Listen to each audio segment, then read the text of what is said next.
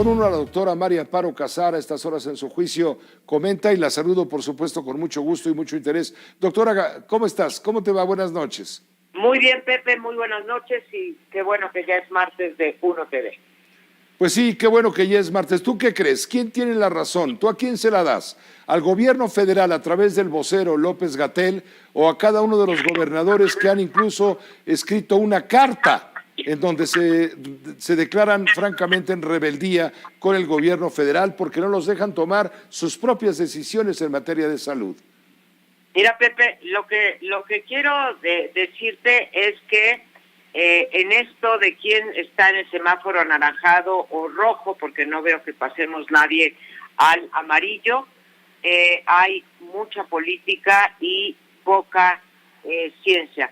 Esta cuestión de la ocupación de las camas de hospital que se arguye, que en el caso de México ha venido con una tendencia a la baja, aunque nos acabas de informar que se acaba de revertir, no es un indicador, según los estudios científicos, pues muy creíble. Menos lo es en México, y te doy dos datos. La cantidad de personas que son rechazadas y mandadas a sus hogares con una cajita de paracetamol para que después regresen cuando los síntomas ya están pues muy avanzados, es enorme. Segundo dato, con respecto a las camas. ¿Cuánta gente muere en los hospitales públicos y cuántos en los hospitales privados? Nos acabas de dar el habilitado en las instalaciones de Banamex y tenemos también las del Hospital Inglés, por ejemplo, del ABC, que ha sido también habilitado y prestado a la población en general, y ahí tenemos tasas de mortalidad mucho más bajas que se explican, entre otras cosas, porque se aceptan a los pacientes cuando están en los estadios iniciales de la enfermedad.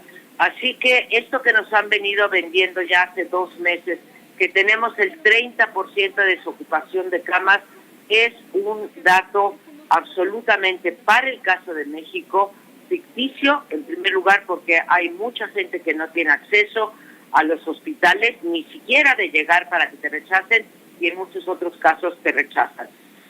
Pero aún tomando ese criterio, no se explica de ninguna manera.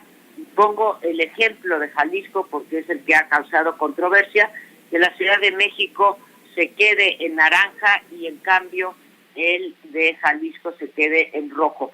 Yo entiendo como gobernador que es a quien hacen responsable de la política sanitaria de un estado, aun cuando la política sanitaria en una emergencia como esta la tenga la federación, que trine en contra de la federación de que por criterios políticos se dé un trato diferenciado a los gobernadores según el color del partido, que es lo que ocurrió con Jalisco y la Ciudad de México.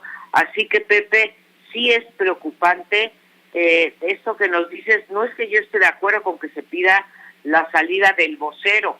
En realidad, lo que tendríamos que estar exigiendo, porque López-Gatell no es solamente el vocero, es el encargado visible, incluso más que el secretario de Salud, de la política sanitaria de este país, y en quien se ha apoyado el presidente López Obrador para fijar esta política.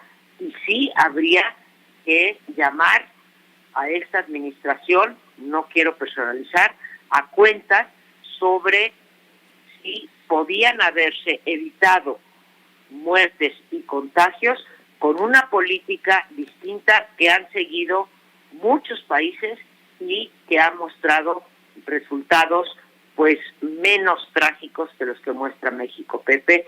Así que no se trata de pedir renuncias, se trata de pedir rendición de cuentas sobre la política sanitaria de este país. Abuso 30 segundos más.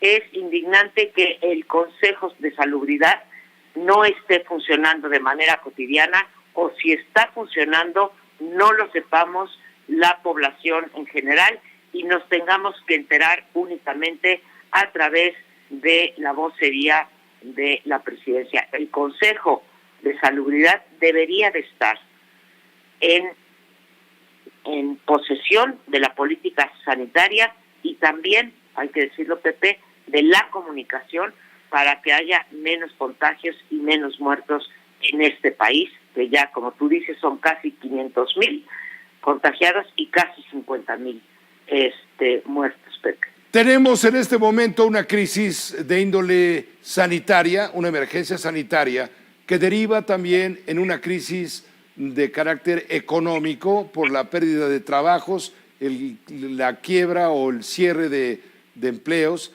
Tenemos la falta de oportunidad, pues, para aquellas personas que no pueden encontrar cómo sostener a su familia. Tenemos que agregar ahora una crisis de carácter educativo, que deriva justamente de la imposibilidad de regresar de manera presencial alumnos y maestros a los centros de educación, y tiene que transmitirse esto por la televisión. Son medidas muy claras, y el enojo de los gobernadores se puede interpretar también como una protesta porque el gobierno federal, al no haber podido controlar de manera total y eficiente como se esperaba el tema de la pandemia, está tratando de repartir culpas con los gobernadores de los estados. Y ellos dicen, ¿pero por qué? Si la federación en nada nos ha apoyado económicamente para enfrentar esta crisis, ¿por qué ahora quieren repartir la culpa? Para ellos quitarse el San Benito. Todo eso también tiene visiones de carácter político y politiquero y también, por supuesto, electoral. No sé si lo veas de esa manera y con eso concluimos. Coincido absolutamente contigo, Pepe, con este planteamiento que tiene muchos aspectos, desgraciadamente, de política y de politiquería, incluso electoral. Siempre es difícil tratar con una pandemia, pero no se puede exigir cuentas a los gobernadores cuando no se les ha permitido. A lo mejor lo habrían hecho hasta peor, Pepe, pero cuando no se les ha permitido tener su propia política y cuando, como a otros sectores, como son la gente más necesitada, no se les ha dado tampoco la oportunidad de acceder a recursos para enfrentar la pandemia. Ya lo han dicho, igual que nos decías tú hace un momento, las recomendaciones de la Organización Mundial de la Salud. También los organismos internacionales han dicho que México no está haciendo ni de cerca lo que tendría que hacer para paliar la crisis económica. Así que juntemos dos incompetencias y tenemos lo que tenemos. Una baja del 19% con respecto al trimestre anterior en la economía, en la actividad económica, una pérdida seguramente del año escolar, porque venimos arrastrando esto ya desde marzo, que cerraron las escuelas, y una pérdida de bienestar que va a mandar a la pobreza a 12 millones de personas. Inadmisible, Pepe, por donde lo veas. Pues muchas gracias, doctora Casar, como siempre, a estas horas en tu juicio de amparo. Claro que sí, nos vemos el próximo martes, Pepe. Igualmente puntuales, aquí tenemos una cita. Gracias, la doctora María Amparo Casar. A estas horas le digo, como siempre, en su juicio.